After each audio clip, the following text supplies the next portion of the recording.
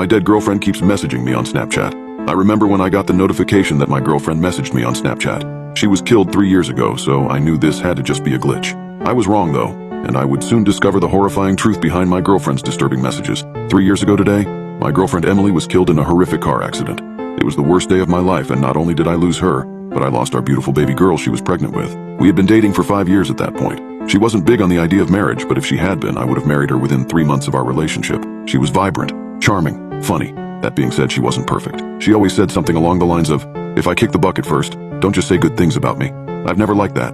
I've got so many flaws, and that's just part of me. So, this is for M. The music she said she liked and the music she actually liked were very different. Her idea of affection was a side hug. She had really long toes, like a chimpanzee.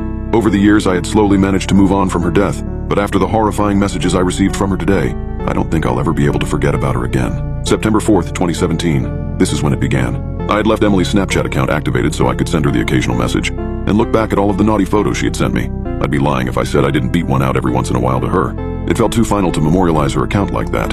Her mother Susan also has access to the account, so I immediately assumed it might be her. I messaged her, and to my surprise she said she had never used the account, so I instantly assumed this was one of her more tech-savvy friends messing with me in the worst possible way. I noticed pretty much immediately that whoever was chatting with me was recycling old messages from Em and mine's shared chat history. The wheels on the bus comment was from when we were discussing songs to play on a road trip that never happened. A few weeks later, Emily started posting stories and tagging me in them. I would get notifications for them, but the tag would generally always be removed by the time I got to it.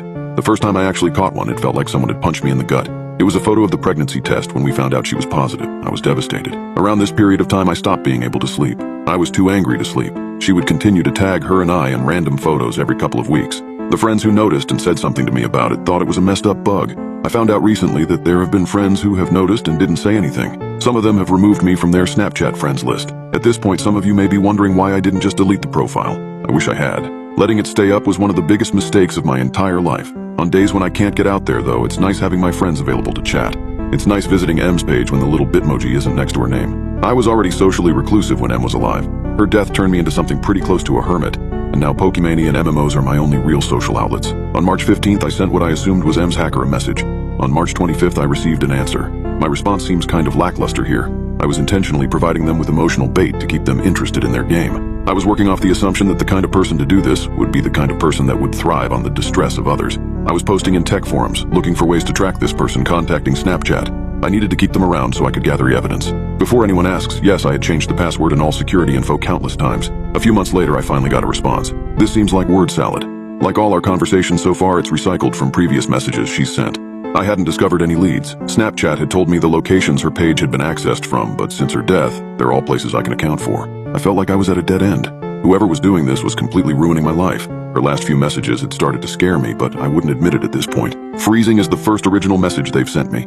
This has given me nightmares that have only started to kick in recently. I keep dreaming that she's in an ice-cold car, frozen blue and gray, and I'm standing outside in the warmth screaming at her to open the door. She doesn't even realize I'm there. Sometimes her legs are outside with me. I wasn't actually drunk. She wasn't an affectionate girl, and it always embarrassed her to exchange I love yous cuddle, talk about how much we meant to each other. She was more comfortable with it when I was boozed up. I got fake drunk a lot.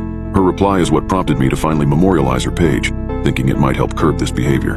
It might seem innocuous compared to her previous message. It's pasted from an old conversation where I was trying to convince her to let me drive her home from a friend's. In the collision, the dashboard had crushed her. She was severed in a diagonal line from her right hip to midway down her left thigh. One of her legs was found tucked under the back seat. Going back in time. 7th of August, 2014. This is the day she died. She was usually home from work by 4:30. This, alongside a couple of voicemail messages, is the last time I talked to her under the assumption that she was alive. Yesterday, I finally memorialized her page a couple of days after I received the message about walking. Until today, she'd been quiet. She wasn't even tagging herself in any more of her stories. I don't know what to do anymore. Do I kill her memorial page? What if it is her?